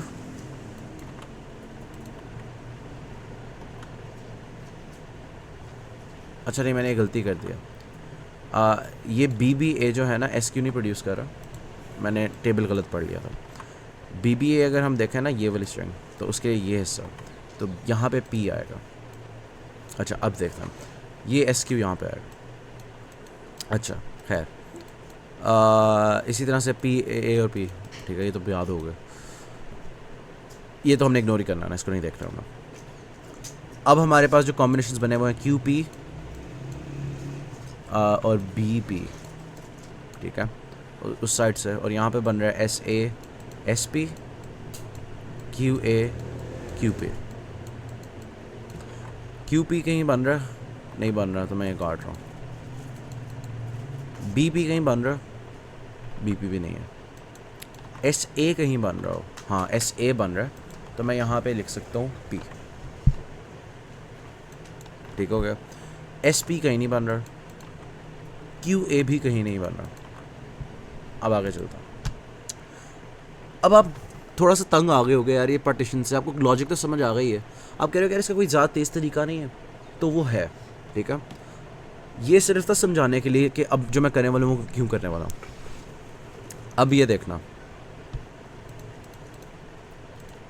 ये और ये कंसिडर करो, ये है स्ट्रिंग ऑफ लेंथ 1 ए, ये है स्ट्रिंग ऑफ लेंथ 3, तो ये अगर मुझे ए पी एस क्यू मिल जाए, मैं इस तरह से जल्दी में देख सकता हूँ कि अब बताओ ए एस कहीं मिल रहा है, नहीं मिल रहा, ए पी कहीं मिल रहा है, नहीं मिल रहा, तो सॉरी ए क्यू कहीं मिल रहा है, नहीं मिल रहा, पी एस कहीं मिल रहा हो, नहीं मिल रहा, पी क्यू भी नहीं मिल रहा, तो ठीक है, ये वाला मैं पेयर भूल जाऊँगा, फिर मैं अगला पेयर देखूँगा, अगले पेयर के अंदर ये और ये आ जाएगा, तो ये वाली जो चीज़ है ये डायगनली मूव करती रहेगी। तो मैं अगर आपको दिखा दूँ, इसको मैंने कलर कोड किया हुआ ये वाला फाइंड करने के लिए, ठीक है, तो आप देख सकते हो, मैं इस वाली एग्जाम्पल में दिखा रहा हूँ ना, कुछ इस तरह से हो रहा होगा, ये बेसिकली इसके लिए मैंने किया हुआ, अगर मैंने पी फाइंड करना हो तो ये इसका शॉर्टकट है कि एस के बी वाला इसके साथ पेयर बन रहा है, इसका इसके साथ पेयर बन रहा है, इसका इसके साथ बन रहा है, तो ये वाली चीज़ आप अपनी एक उंगली यहाँ पे ऊपर लेके जाते जाओ, एक डायगनली मूव डाउन करते रहो, तो लाइक आप इस तरह से बस जल्दी से चेक करते रहो कि यार बी फाई, अच्छा फाई इग्नोर करो, ये फाई इग्नोर करो, एस ए कहीं एग्जिस्ट करता है, हाँ एस ए एग्जिस्ट करता है, पी यहाँ पर डाल दो, बात खत्म। तो इस तरह से आप जल्दी से कर सकते हो, लिटरली इतना ज़्यादा ड्रॉ करने की जगह। तो अब मैं आगे तेज़ वाले तरीके से करने वाला हूँ, ठीक है, अब मैं लाइक वो वाला काम नहीं करने वाला, सही है। अच्छा ये तो मैंने पी कर लिया था, ये मैंने फाइंड कर लिया, हम इसको तेज़ वाले तरीके से करते हैं। ये तो फाई है, तो ये वाला पेयर जो था और ये वाला जो पेयर था ये इग्नोर हो जाएंगे, तो खाली हमने इस वाले पेयर को कंसिडर करना है। तो ए एस एग्जिस्ट करता है, नहीं करता, ए क्यू एग्जिस्ट करता है, नहीं करता, पी एस पी क्यू नहीं करता, तो ये भी फाई हो गया। अब इसके ऊपर आता है, इसके अंदर मैंने इतने ज़्यादा फाई है ना, तो मुझे ये वाले आगे वाले कंसिडर करने की ज़रूरत ही नहीं है, मुझे खाली एक पेयर कंसिडर करना है, ए पी या पी पी कहीं आ रहा है, हाँ एस में आ रहा है, एस में आ रहा है, तो ठीक है। एस एक ऐसा टर्मिनल है, नॉन टर्मिनल है, जो ए बी बी ए को डायरेक्टली प्रोड्यूस कर सकता। इससे मुझे ये पता चला कि एस ए बी बी ए बना सकता है, और अगर यहाँ पे एस की जगह लेट्स से फाई आ रहा होता तो मैं कंक्लूसिवली प्रूव कर सकता था कि यार ठीक है, नहीं आ सकता, आ ही नहीं सकता, ये नहीं है कि मेरा स्किल इशू है, आ ही नहीं सकता, लैंग्वेज ही ऐसी। तो इस तरह से हम सी वाई के एल्गोरिथम करते हैं, ठीक है।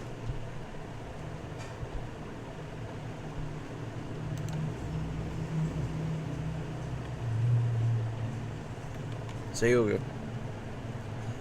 ये हो गया सी वाई के एल्गोरिथम। और अब हम इसको देखें ना, इसके साथ अगर हम इसको कंपेयर करें, तो जो चीज़ मैं अपनी लोएस्ट रो में करूँ वो अपने डायगोनल पे कर रहे हैं ये लोग, जो मैं सेकंड रो पे करूँ वो सेकंड डायगोनल पे कर रहे हैं, तो वो डायगोनल बाय डायगोनल जा रहे हैं, मैं बस लेफ़्ट टू राइट जा रहा हूँ। तो ये मुझे इसलिए ज़्यादा अच्छा लगता है कि आप बस सीधा लेफ़्ट राइट जा रहे हो, आपको कोई डायगोनल वगैरह वाली चीज़ नहीं करनी पड़ी, और हर रो का एक लॉजिकल नेम है, हर कॉलम का एक लॉजिकल नेम है, तो मुझे ये ज़्यादा अच्छा लगा। खैर अब आखिरी बात आ जाती है, फिर कुछ जो चीज़ें हैं वो पी डी ए आ जाता, ठीक है। अब पी डी ए जो होता है इन एसेंस बस एक 7 ट्यूपल है, ठीक है। तो आपके सामने ही है, कुछ भी समझाने वाला नहीं है इसमें, सिवाय जो एक नई चीज़ आई है DFA से, वो है कि टाउ का सिंबल आ गया हुआ है, ये जो लाइक रेक्टेंगल का कोना बना हुआ है, set of symbols pushable to stack है, ये ठीक है। तो आप कस्टम डिफाइन कर सकते हो कि आप अपने स्टैक में क्या क्या डालने वाले हो। उसके अलावा जिस तरह से हमारा एक इनिशियल स्टेट होती है, उस तरह से हमारा एक इनिशियल स्टैक सिंबल भी होता है, ठीक है, जो स्टैक को जिससे इनिशियलाइज किया जाता है। वो यूजुअली जी नॉट होता है, ठीक है, जैसे क्यू नॉट होता है। तो ये होगी बात। उसके अलावा बस एक चीज़ यहाँ पे समझाने वाली है डेल्टा की। क्लासिकल पुश डाउन ऑटोमेटा जो होते हैं ना हमारे, उनके अंदर आपका जो डेल्टा होता है ना, वो ये इस किस्म की मैपिंग होती है कि वो ये ले रहा। अच्छा, अब इसको समझने की कोशिश करते हैं कि ये क्या लिखा हुआ है, ठीक है। इतना जो हिस्सा है ना, इसका सिर्फ और सिर्फ ये मतलब है कि अगर आपका set of alphabets A B था ना, तो उसके अंदर साथ एप्सिलॉन भी डाल दो। ये आपका सेट ऑफ स्टेट्स है,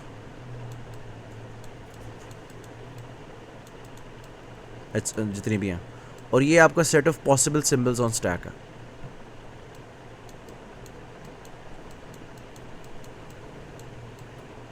ठीक है। अब इसी तरह से ये जो है, ये वही चीज़ है, और ये इसका क्लीन स्टार है, ठीक है। So it could be an empty set, it could be Z naught खाली, it could be Z naught x, ठीक है, it could be x Z naught, any amount, जितने मर्जी पुश करने कर लो, ठीक है। तो ये हो गया हमारा क्लासिकल पीडीए।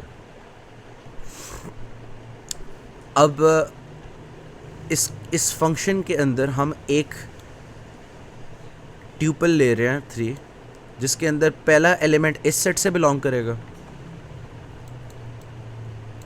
दूसरा वाला इससे बिलोंग करेगा कि मैंने क्या सिंबल रीड किया, तीसरा वाला होगा कि स्टैक के ऊपर करेंटली टॉप पे क्या पड़ा हुआ है, और ये इसकी बेसिस के ऊपर डिसीजन देगा कि अब स्टेट ट्रांजिशन क्या होगी, और वो रिटर्न करेगा स्टैक के अंदर के एक अब अगली स्टेट क्या है, Q1, और आपको बताएगा कि अब स्टैक में पुश क्या हो गया। आपने अगर X पॉप करके रीड किया तो अब आपने क्या पुश करना है, तो मे बी वो अब शायद Y पुश कर रहा हो। तो आपके सारे जो होंगे ना ट्रांजिशंस, वो इस फॉर्म में होंगे। इसका मतलब ये है कि कभी भी ऐसा नहीं हो सकता कि आप इसको नल छोड़ दो। आप क्लासिकल पीडीएस के अंदर कभी भी पॉप किए बिना नहीं चल सकता, ठीक है। कुछ नोटेशंस हैं जो अलाउ करती हैं, जिसके अंदर आप एप्सिलॉन एप्सिलॉन एप्सिलॉन डाल दो, ठीक है। आपने शायद देखा हो कहीं delta comma delta slash delta. तो कुछ नोटेशंस हैं जो ये अलाउ करते हैं, लेकिन क्लासिकल पीडीए जो डेफिनेशन है ना, जो 7 ट्यूपल डेफिनेशन है, वो अलाउ नहीं करते। वो कहती है कि एक हमेशा पॉप होगा, आप रीड करोगे हर स्टेट ट्रांजिशन के अंदर, ठीक है। सिंबल बेशक आप रीड ना कर रहे हो, स्टैक हमेशा पॉप कर रहे हो। अब ये हमारी डेफिनेशन होगी, इसके अंदर यही समझने वाली बात है। अब अक्सर क्लासेस को जो करवाया गया ना, वो जॉन मार्टिन जो हमारी किताब का ऑथर है, उसके स्टाइल में किया गया, ठीक है, कि डेल्टा हो गया हमारा एप्सिलॉन ट्रांजिशंस के लिए, और इस तरह से हम जो चीज़ पॉप करनी है वगैरह वो पहले लिख दी, उसके बाद स्लैश के बाद पुश, राइट। ये आपके सामने राइट साइड पे एक बना हुआ है, इस तरह से। और आपके ऊपर फॉर सम रीज़न कुछ लोगों के ऊपर एक्स्ट्रा लगाई गई है कंस्ट्रेंट कि आप 2 एलिमेंट से ज़्यादा, आप एक वक्त में एक एलिमेंट ही पुश कर सकते हो बेसिकली, क्योंकि एक हमेशा पॉप हो रहा होगा, और आप मैक्सिमम 2 पुश कर सकते हो। तो आप कभी भी स्लैश के बाद 2 सिंबल से ज़्यादा नहीं कर सकते, जबकि डेफिनेशन इतना स्ट्रिक्ट नहीं कहती। डेफिनेशन कहती है क्लीन स्टार है, ठीक है, तो वो एनी अमाउंट हो सकता है, तो वो मसला नहीं होना चाहिए। लेकिन कुछ लोगों को कहा है कि आप खाली एक वक्त में अगर पॉप तो आपने एक लाजमी करना ही है, पुश आप या 1 करो या 0 करो या 2 करो, इसके अलावा कोई ऑप्शन नहीं है। पुश 0 करने के लिए उन्होंने वही डेल्टा रखा हो, ठीक है। अब इन्होंने एक और भी थोड़ी सी गूफी हरकत की है। उन्होंने ना एंड ऑफ स्ट्रिंग को सेपरेट कैरेक्टर देने की जगह उन्होंने ना DPDS के अंदर भी एक एप्सिलॉन ट्रांजिशन जैसी चीज़ डाल दिया। उन्होंने कह दिया कि अगर आपके पास कहीं भी डेल्टा नज़र आ रहा है ना एक DPDA के अंदर एज अ इनपुट सिंबल, इसका मतलब है कि अगर स्ट्रिंग ख़त्म हो गई है, एंड ऑफ स्ट्रिंग सिंबल की तरह है। तो ये वो नोटेशन है जो अक्सर क्लासेस में पढ़ाई गई है। कुछ के अंदर शायद आपको ये इतना लूज़ कर दिया हो कि आप कुछ भी पॉप नहीं कर सकते, जैसे यहाँ पे हुआ हुआ है, लेकिन मल्टीपल नोटेशंस एग्जिस्ट करती हैं। अक्सर जो टीचर है वो जॉन मार्टिन वाली नोटेशन यूज़ कर रहा है, और पेपर में अगर बनी आएगी ना वो जॉन मार्टिन वाली ही नोटेशन आएगी। लेकिन अगर बनाने की बात आती है तो आपको जो टीचर आपके अपने कंस्ट्रेंट्स बताइए ना, आप खाली वो फॉलो करो, आपके ऊपर और कोई कंस्ट्रेंट अप्लाई नहीं करते, ठीक है। कि अगर आपके टीचर ने कोई ऐसी कंस्ट्रेंट नहीं की कि नहीं आप खाली 2 एलिमेंट्स पुश करने की कोई कंस्ट्रेंट नहीं, आप जितने मर्जी पुश करना है कर लो। मेरे ख्याल है सर ताहिर ने इस तरह से कहा है अपने स्टूडेंट्स को कि आपने जितने मर्जी पुश करना है कर लो। तो पता नहीं सर ताहिर थे कौन थे, मैंने किसी और से सुना था कि आप जितने मर्जी पुश करना है कर लो, तो अलाउड है कुछ के लिए। तो आपके टीचर ने आपका चेक करना है, at the end of the day आपने बस उसकी कंस्ट्रेंट्स पूरी करनी है। हमारे टीचर ने पीडीएस इस तरह से बनवाया, ठीक है। ये एक कम्प्लीटली डिफरेंट नोटेशन है, ये कोहन नोटेशन है और ये फ्लो चार्ट की तरह होती है, और ये आपकी जो बकाया सबकी है ना उनसे बहुत डिफरेंट है इन द सेंस कि इसके कंस्ट्रेंट्स बहुत कम है। इसके अंदर कोई बंदिश नहीं है कि आपने हमेशा पॉप करना है, आपने अगर पॉप करना है कर लो, नहीं करना ना करो। पुश आपने करना है कर लो, नहीं करना ना करो। अगर आपने 8 भी पुश करना है कर लो, ठीक है। तो ये बहुत लैक्स नोटेशन है, इसके अंदर एक स्टार्ट होता है, एंड होता है वगैरह। तो इस वीडियो के अंदर ना मैं ये दोनों नोटेशन साथ लेके चल रहा हूँ। मैं कोशिश करूँगा मैं हर पीडीए ना दोनों नोटेशंस भी दिखा दूँ जो जितना मैं बनाऊँगा। खैर अब हम सबसे सिंपल किस्म की जो CFL होती है AN BN, उसके लिए DPDA देख लेते हैं दोनों नोटेशंस के अंदर। तो ये फेयरली सिंपल है। Q0 जो है हमारी स्टार्टिंग स्टेट, इसके अंदर एक लूप लगा हुआ है, सेल्फ लूप, जो A रीड करने के ऊपर ना स्टैक चाहे जिस भी हालत में हो उसके अंदर एक एलिमेंट पुश कर देते हैं। अब उन लोगों के लिए जिनको पता नहीं है मेरे जैसे, क्योंकि हमारी क्लास के अंदर तो एक बार भी इस तरह का पीडीए नहीं बनाया गया, तो लाजमी है ना कि हम एक चीज़ पॉप करें। तो किया ये जाता है जब हमने कुछ पुश करना हो, जो हमने पॉप किए हम वो तो पुश करते ही हैं, उसके अलावा साथ वो एक्स्ट्रा डाल के भेज देते हैं जो हमने एक्स्ट्रा एक्चुअली पुश करना था। तो यहाँ पे ये हो रहा है, तो हम डायरेक्टली एप्सिलॉन/n नहीं लिख सकते, तो हम इसलिए जो दोनों केसेस बनते हैं कि यार या तो एम्प्टी होगा या पहले के अंदर कुछ होगा, तो उन दोनों केसेस के अंदर वही चीज़ निकाल के वापस वही चीज़ डाल देते हैं और उसके बाद अपना डालते हैं जो एलिमेंट डालना था, ठीक है। अब इसी तरह से अगला केस है कि आप बी रीड कर रहे हो, तो अब स्टेट ट्रांजिशन हो जाएगी कि पहले हम एज रीड करने के मोड में थे कि बस ए जितने आ रहे हैं मैं स्टैक पुश कर ही रहूँगा। अब हमने बस बी रीड करना है और हर बी के लिए स्टैक में से एक एलिमेंट निकालते जाना। तो इस केस के अंदर या आप चाहे एप्सिलॉन यूज़ कर लो या आप ये लैम्डा यूज़ कर लो, दोनों चलते हैं। मैंने इसलिए दोनों डाले हुए हैं। झूठ बोल रहा हूँ, मैं भूल गया था एप्सिलॉन को रिप्लेस करना, मुझे एप्सिलॉन की आदत है एक्चुअली। मेरा ख्याल है ज़्यादातर लोगों को लेकिन डेल्टा ही करवाया। तो खैर अच्छा, तो B,N/एप्सिलॉन या N/डेल्टा, इसका मतलब है कि आप बी रीड करोगे और स्टैक के टॉप पे अभी कुछ पड़ा हुआ है, तो उस केस के अंदर आपने पुश कुछ भी नहीं करना, बस स्टेट ट्रांजिशन कर देनी। अब देखो जब मैं ये लिख रहा था ना तो मेरे दिमाग में आया ओके फिर तो ये भी हो सकता है कि स्टैक के ऊपर कुछ भी नहीं है, राइट। हमारा केस है स्ट्रिक्टली ग्रेटर का, स्ट्रिक्टली ग्रेटर देन 0, तो हम अलाउ नहीं करेंगे कि उसने कोई ए पुश ही नहीं किया और वो बी रीड करके आगे चला जाए वटएवर, तो वो तो वैसे भी बैलेंस नहीं होना था। तो अगर कभी भी आप बी पढ़ लो या एंड ऑफ वर्ड पढ़ लो या जो भी है बी पढ़ लो, ठीक है, तो आपने एक डेड स्टेट पे चले जाना Q3 के ऊपर, सही है। तो अगर आपने अभी एक भी ए नहीं रीड किया, पहले ही बी रीड कर रहे हो, तो ये ऑब्वियसली हमारी लैंग्वेज एक्सेप्ट नहीं करती, तो हम एक डेड स्टेट में ले जाते हैं। जितने मर्जी बी आने दो, बाद में खुद ही ख़त्म हो जाएगा। तो और वो नीचे वाली जो स्टेट है वो बस हर केस के अंदर बस लूप करती जा रही है, ये डेड स्टेट है हमारे। इसी तरह Q1 जो है, Q1 के अंदर भी हमने डेड स्टेट का इस्तेमाल किया उसी का। उस केस के अंदर अगर हम ए बी के सीक्वेंस के बाद जाके कहीं फिर से ए पढ़ना है, तो भाई जितने ए आने थे पहले आने थे, ये बाद में आने वाला कोई मजाक नहीं रखा हुआ। तो इसलिए उस केस के अंदर भी हमने इसको डेड स्टेट में भेज दिया। और जो एक और जो काबिल गौर चीज़ है ना यहाँ पे, वो है कि जब B,Z0/Z0 वाला केस है, ये क्या लिखा हुआ है मैंने, ये बेसिकली मैंने लिखा हुआ है कि आप बी रीड कर रहे हो, लेकिन जो आपने बी रीड किया ना उसके कॉरस्पॉन्डिंग स्टैक के अंदर कोई एन नहीं पड़ा हुआ। इसका मतलब ये है कि आपने बी इतने पॉप कर ली हैं, हर बी के साथ साथ आपने एन इतने पॉप कर ली हैं कि जितने एज थे उतने पूरे हो गए, अब आप ऊपर आ गए हो लिमिट से, अब आप एक्स्ट्रा बीज पढ़ रहे हो, मतलब जितने ओरिजिनली एज थे उससे ज़्यादा पढ़ रहे हो। तो उस केस के अंदर स्पेसिफिकली इस लैंग्वेज के अंदर हम एक डेड स्टेट पे जा रहे हैं। लेकिन हो सकता था कि अगर ये कोई और लैंग्वेज होती ना जिसके अंदर लिखा होता कि बी अमाउंट ऑफ बीज इज़ नॉट इक्वल टू ए, तो मैं इसी एरो को किसी एक्सेप्टिंग स्टेट पे ले जाता। तो ये एक चीज़ है। अभी हम आगे आएंगे इनइक्वालिटीज़ वाले पीडीएस के ऊपर, तो उसके अंदर ये चीज़ इस्तेमाल होती है। तो मैंने कहा मैं पहले ही थोड़ा सा प्राइम कर दूँ। उसके बाद ये Q1 जो है, Q1 पे भी ऑब्वियसली लूप लगा हुआ है, बी बार बार पॉप हो जा रहे हैं। और अगर at any point word and होता है, हमने एक एप्सिलॉन ट्रांजिशन डाली है सिर्फ उस केस के अंदर अगर स्टैक एम्प्टी है। तो दो यहाँ पे कंडीशंस लग रहे हैं इस ट्रांजिशन के अंदर कि स्टैक भी एम्प्टी हो गया और वर्ड भी ख़त्म हो गया। मतलब 3 केसेस बनते हैं यहाँ पे। एक केस बनता है कि एज ज़्यादा थे, 20 कम थे।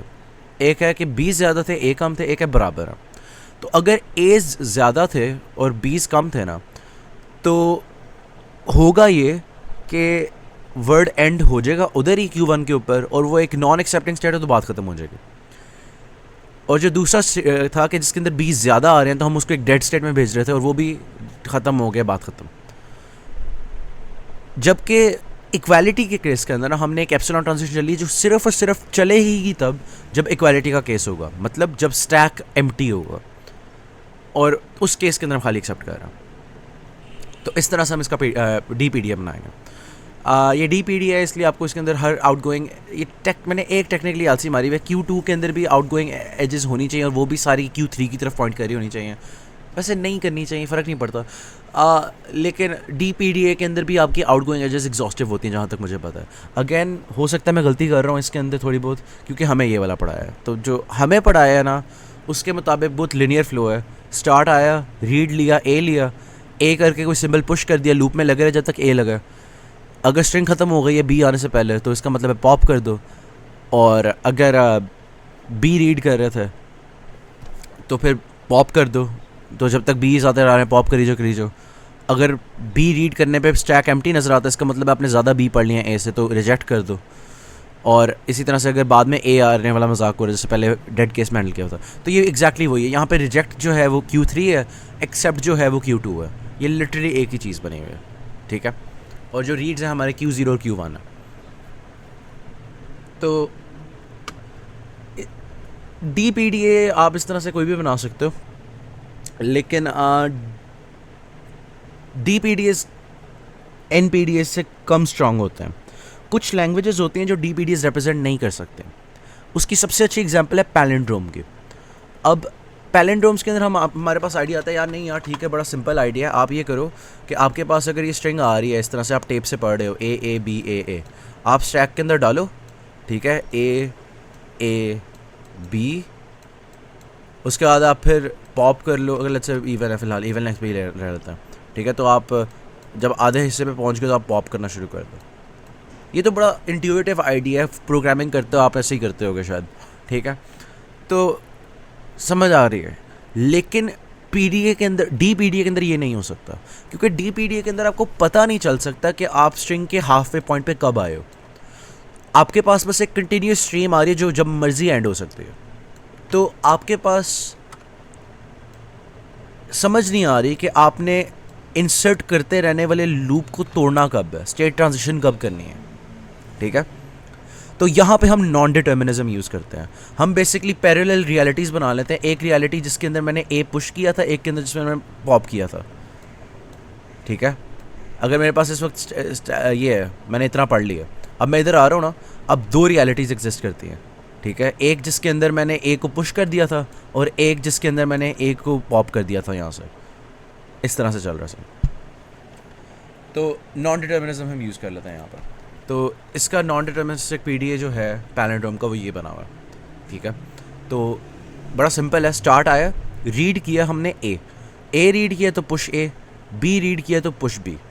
और लूप ब्रेक नहीं हम कभी भी कर रहे, हम लूप इन्फिनिट चलाया हुआ है, लेकिन हमने नॉन डिटर्मिनिज्म डाला हुआ है कि हर पॉइंट पे जहाँ पे इंसर्शन हो रही है, एक पैरेलल थ्रेड ऐसी भी चल रही है जिसके अंदर आपका अब वो स्टेट ट्रांजिशन हो चुकी है। अब वो हाफ वे पॉइंट समझ के आगे वाले को पॉप करना शुरू हो गया। ये लॉजिक है यहाँ पे, और इसी वजह से ये कभी भी डी पी के साथ नहीं बन सकता।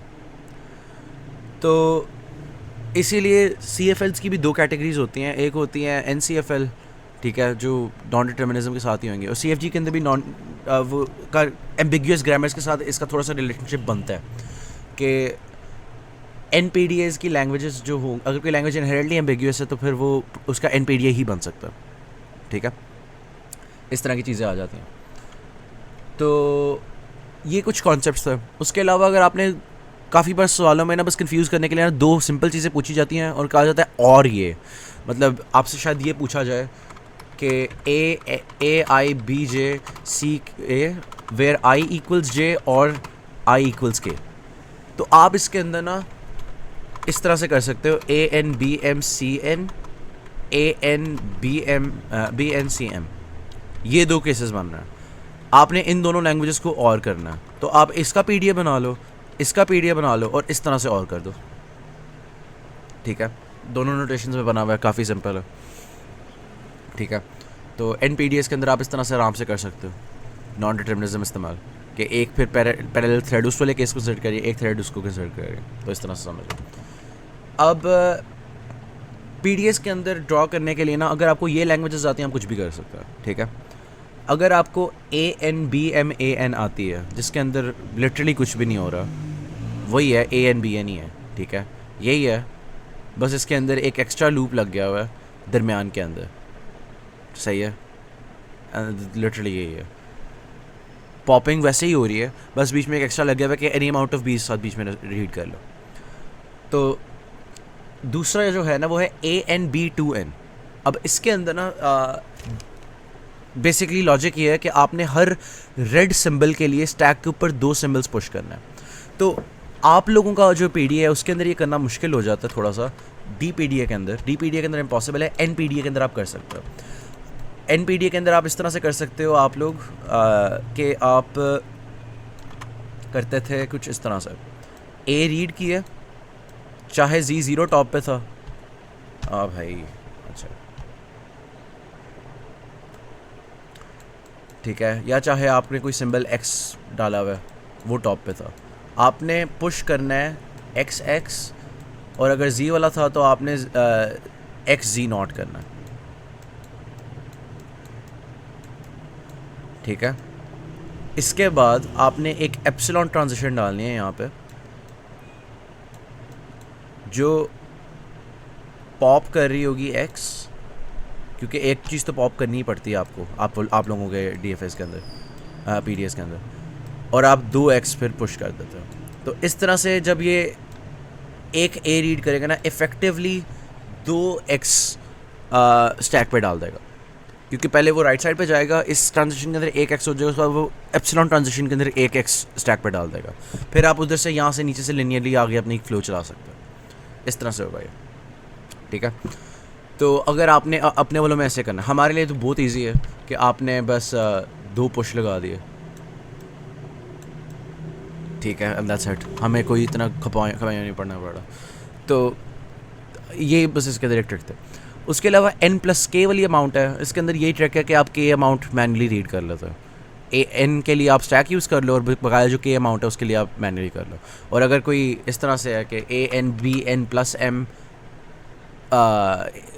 उसके बाद सी एम करके, तो उसके अंदर आप फिर स्टैक के अंदर फिर से पुश करना शुरू कर देते हो और बाद में पॉप कर लेते हो, वही ए एन बी एन वाली लॉजिक के साथ। फिर इनइक्वालिटी वाला जो मैंने पहले भी हिंट किया था, इनइक्वालिटी के केस के अंदर आपका वो वाला काम होएगा कि जो पहले हम डेड स्टेट में लेके जा रहे थे, जो एक्स्ट्रा चीज़ें कर रहे थे, उसी तरह की कुछ चीज़ें कर रहे होंगे। बस यहाँ पे एप्सिलॉन ट्रांजिशन लेस के केस के अंदर जी नॉट की जगह ऊपर स्टैक के अंदर अगर आप एन रीड कर रहे हो, वो वाला केस होगा और वो फाइनल पे जा रहा होगा, ठीक है।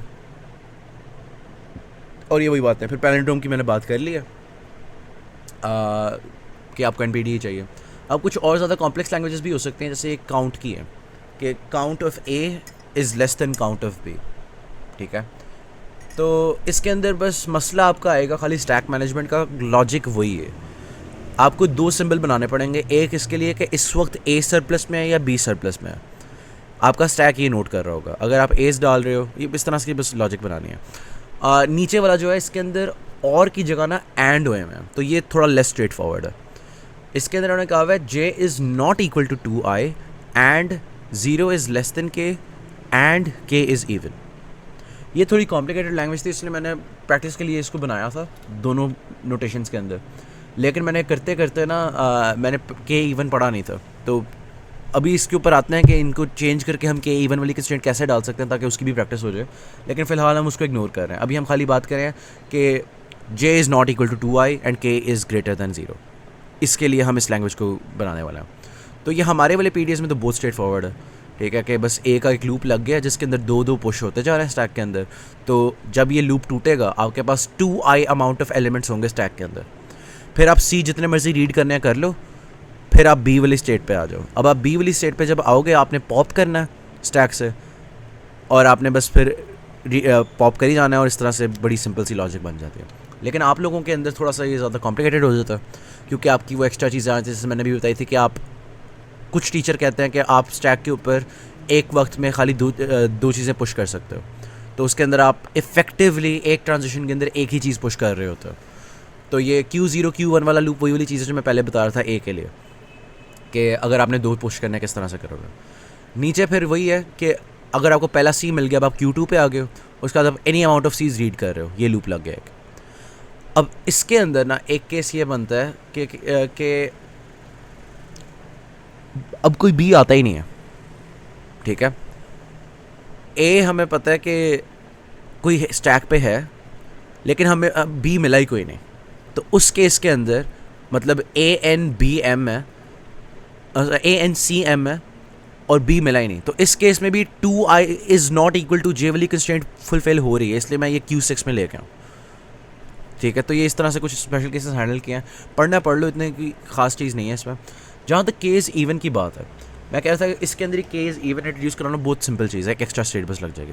हमारे वाले पीडीएस के अंदर एक एक्स्ट्रा रीड लग जाएगा, जिसके अंदर लूप फिर 2 वे लूप बन जाएगा 1 वे की जगह। इसके अंदर भी 2 स्टेट्स बन जाएंगे, ठीक है। तो Q2 से पहले यहाँ पे Q0 के दरमियान, Q0 Q2 के दरमियान यहाँ पे एक एक्स्ट्रा Q आ जाएगी जो odd number of Qs red को रिप्रेजेंट कर रही होगी, और नीचे वाली even number of Cs red कर रही होगी, ठीक है। तो इस तरह से है बस, लाइक एक एक्स्ट्रा एक्सटेंशन लग जाएगी बस। और पीडीएस के अंदर कुछ ख़ास और नहीं है। हमें एक एक्स्ट्रा चीज़ कराई थी, वो थी CFG टू PDA कन्वर्जन, ठीक है। इसका उल्टा नहीं कराया, और मेरे ख्याल ज़रूरी भी नहीं है, लेकिन ये एक चीज़ है। अब इसके अंदर ये हमारे पास एक CFG है, मैंने कोई भी रैंडम सी CFG पकड़ ली थी, और उसके लिए अगर हमने करना हो ना, उसके एक बड़ा सिस्टमेटिक तरीके एग्जिस्ट करता है हमारे में। हमारी ये जो मशीन है ना सामने बनी हुई, इसके अंदर ऊपर वाला हिस्सा हर प्रोडक्शन को ट्रांसलेट कर रहा है, और नीचे वाला हिस्सा बेसिकली हो ये रहा है कि आप ना स्टैक के ऊपर ना पुश करी जा रहे हो हर टर्मिनल, शुरू में सॉरी नॉन टर्मिनल और टर्मिनल दोनों। तो आप सबसे पहले S पुश करते हो स्टैक के ऊपर, ठीक है, और उसके बाद आपका एक पॉपिंग मॉड्यूल है जो हर प्रोडक्शन को मैप करे बेसिकली। तो S कहाँ कहाँ जा सकता है? S जा सकता है AXD के ऊपर, S जा सकता है WZ के ऊपर, S जा सकता है एक और भी था कहीं X के ऊपर जा सकता है, कुछ तरह से था, हाँ ठीक है, हाँ ये है, S जा सकता है AXD के ऊपर या WZ के ऊपर। तो ये वो चीज़ हो गई, इन दो प्रोडक्शंस को मैंने यू मैप कर दिया कि अब मैं ये सिंबल्स बस पुश करी जा रहा हूँ, और जैसे ही कोई नॉन टर्मिनल पॉप होता है ना, मैं उसको रीड कर देता हूँ। मैं यहाँ पे D का भी बनाना था ब्लॉक, मैंने बनाया नहीं, डजेंट मैटर, कॉन्सेप्ट की बात है, ठीक है। तो इस तरह से आप हर प्रोडक्शन ऊपर लिख देते हो, लेकिन रिवर्स ऑर्डर में लिखनी होती है, क्योंकि स्टैक के अंदर ये होता है कि अगर अब आपने लिखना था WZ, तो स्टैक के अंदर मुझे डालना पड़ेगा Z पहले फिर W, ताकि मैं पहले W पॉप करूँ, उसको रिजॉल्व करूँ, फिर मैं Z पॉप करूँ, तो उल्टे ऑर्डर में होगा। तो इसलिए नीचे से ऊपर, ऊपर से नीचे पड़ोगे सही ऑर्डर है, लेकिन हम जा नीचे से ऊपर हैं, ये। अगर आपने इसको अपने वालों में कन्वर्ट करना हो, इसके अंदर तरीका एग्जिस्ट करता है, बहुत ओवर कॉम्प्लिकेटेड, लेकिन मेरा नहीं ख्याल आपको ज़रूरत पड़ेगी इसकी। तो अगर कोई इंटरेस्टेड है खुद ही पंगे लेता रहे, हो जाएगा, बस बड़ा गंदा तरीका बनेगा और बहुत ओवर कॉम्प्लिकेटेड होगा, मेरा कोई फ़ायदा भी नहीं है। तो ये उसके अलावा ये एक और खाली G सेक्शन ओनली चीज़ है कि हमारे सर ने क्विज़ में ये एक सवाल दिया था, तो ये उन्हीं के चैनल से लाइक स्क्रीनशॉट लिया हुआ है कि ये भी एक, हाँ एक और भी तरीका है CFGs को कन्वर्ट करने का, उसके अंदर आप लाइक, अच्छा नहीं उन्होंने वही वाला किया, खैर जो भी हो। इन्होंने एक स्ट्रिंग लिया 4+4 × 4 और एक लैंग्वेज के ऊपर बस टेस्ट कर दिया और उन्होंने दिखा दिया एक NPDA के अंदर कि ये वाला वो पाथ ऑफ एग्जीक्यूशन है, ये वाली वो फ्लो है कि मैं स्टार्ट स्टेट से पुश 1 पे जाऊंगा, पुश 1 से पॉप पे जाऊंगा, पुश 2 से पॉप से पुश 2 पे जाऊंगा, पुश 2 से पुश 3 जाऊंगा, एट्सेट्रा। इस फ्लो को मैं फॉलो करूंगा और at every point time T stack की ये स्टेट है, टेप की ये स्टेट है। इस तरह से उन्होंने शो किया हुआ है, बड़ी स्ट्रेट फॉरवर्ड, इसमें कुछ खास समझाने वाली बात नहीं, आप इसको बस मज़ीद लंबा करके आप शो कर सकते हो, ठीक है। तो ये एक ट्रेसिंग टेबल होता ही हमें क्विज़ में आया था। इसके अलावा TOA के अंदर कुछ भी नहीं है। PDAs भूल जाओ, इतना कुछ भी मुश्किल नहीं आना। ये G सेक्शन में ओनली चीज़ थी, मैंने बस कंप्लीशनिज्म के लिए बात की है। अगर आपको करना पड़ जाए तो आप भी शायद इस लॉजिक को इस्तेमाल कर सको कि आप सारे नॉन टर्मिनल्स वगैरह पुश कर रहे हो एक स्टैक के अंदर और बाद में उसको रीड कर रहे हो नॉन डिटर्मिनिज्म इस्तेमाल करते हुए। लॉजिक इसकी खाली यही है, ठीक है, कि आप बस नॉन डिटर्मिनिज्म का फ़ायदा उठा रहे हो कि जहाँ पे भी एस के लिए मल्टीपल ग्रामर्स एग्जिस्ट करती मल्टीपल प्रोडक्शंस एग्जिस्ट करती हैं, आप उन सब प्रोडक्शंस के ऊपर लेके जाओ, पैरेलल रियलिटीज़ बन रही हैं जिसके अंदर एक के अंदर आपने वो कमिट किया था, एक के अंदर आपने वो कमिट किया था, इस तरह से। और कुछ भी नहीं है, बस यही है।